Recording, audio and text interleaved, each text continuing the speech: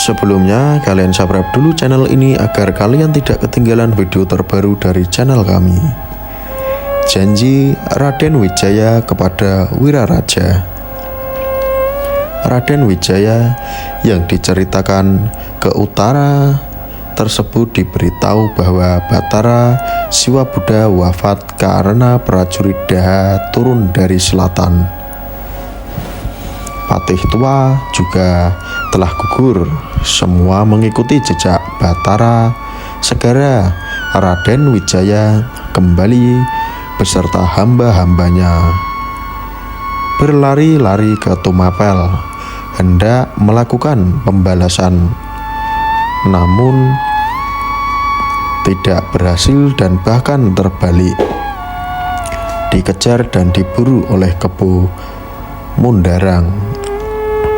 Raden Wijaya naik ke atas mengungsi di sawah miring. Maksud Kebo Mundarang akan menusuknya dengan tombak. Raden Wijaya menyepak tanah bekas dibajak. Kebo Mundarang mukanya penuh lumpur. Ia mundur seraya berkata, "Aduh, memang sungguh dewalah tuanku ini."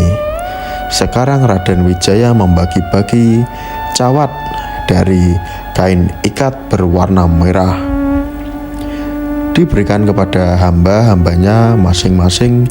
Orang mendapatkan sehelai. Ia bertekad hendak mengamuk.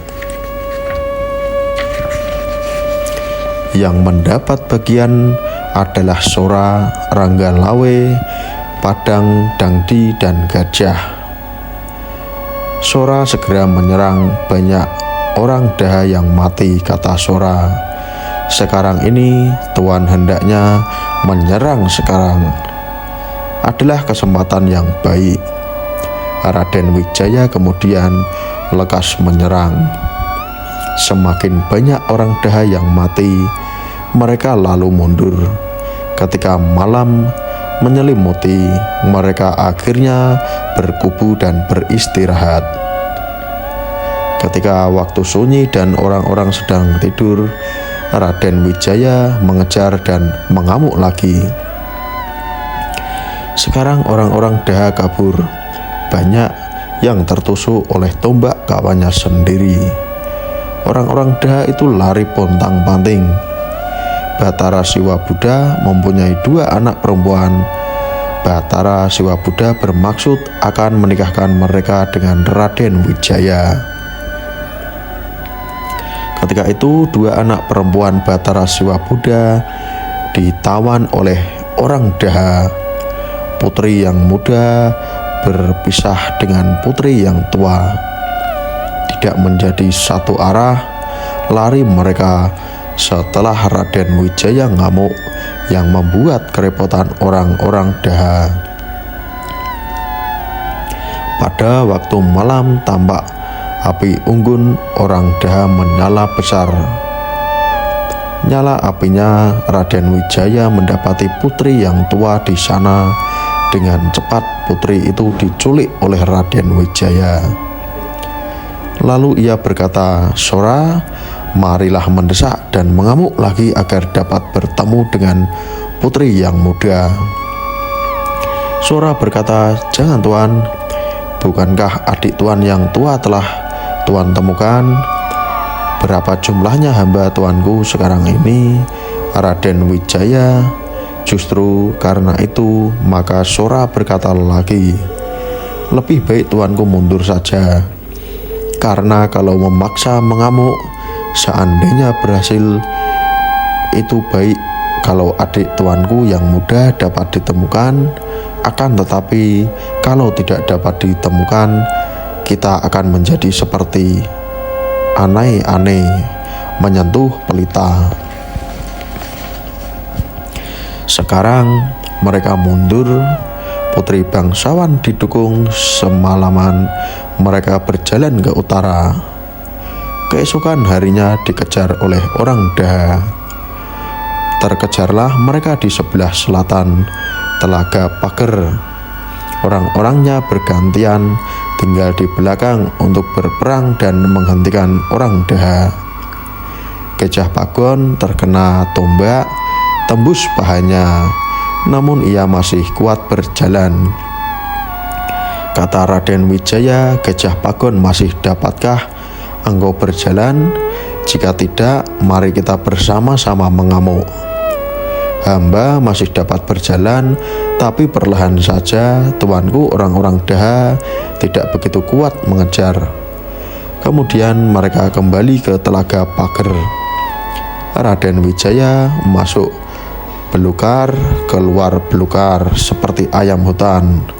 Semua hamba mengiringinya. Mereka bergantian melindungi putri bangsawan.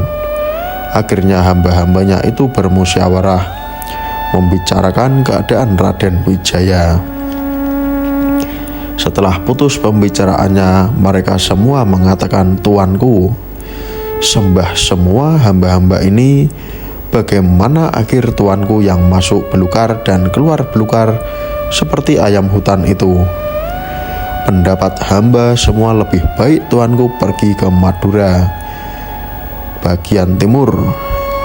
Hendaknya tuanku mengungsi kepada Wiraraja dengan harapan ia dapat dimintai bantuan. Mustahil ia tidak menaruh belas kasihan.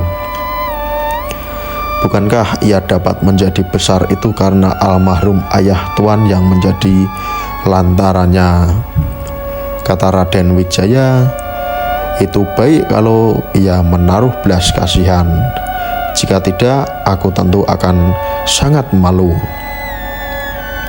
Sora Ranggalawe dan Nambi menjawab serempak bersama, "Bagaimana dapat Wiraraja acuh terhadap tuanku?"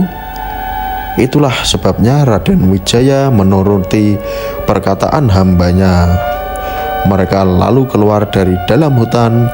Tiba mereka di Pandakan menuju ke orang tua di Pandakan bernama Macan Kuping. Raden Wijaya meminta kelapa muda. Setelah diberi, kemudian diminumnya airnya. Ketika dibelah, ternyata berisi nasi putih. Heranlah melihat peristiwa itu.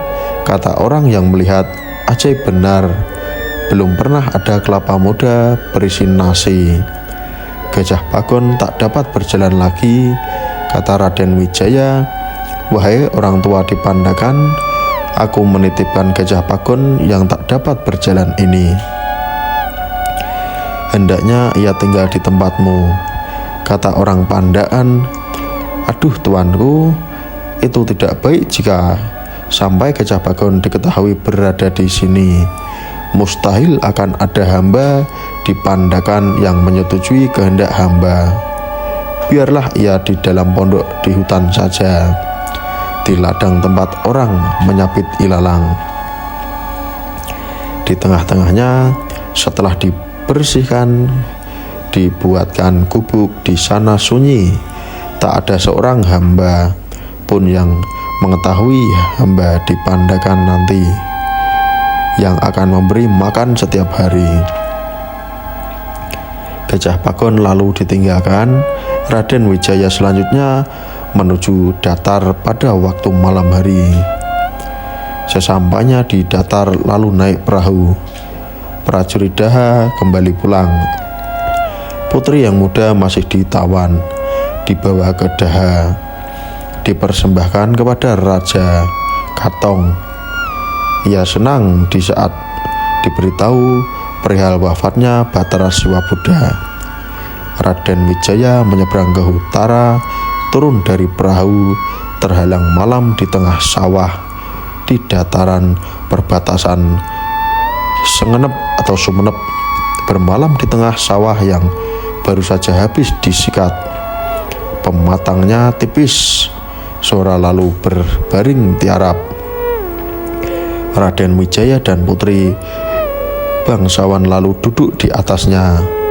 Pagi harinya mereka melanjutkan perjalanan ke Sumenep. beristirahat di dalam sebuah balai panjang. Hambanya disuruh melihat-lihat walau Wiraraja sedang duduk di hadap hamba-hambanya.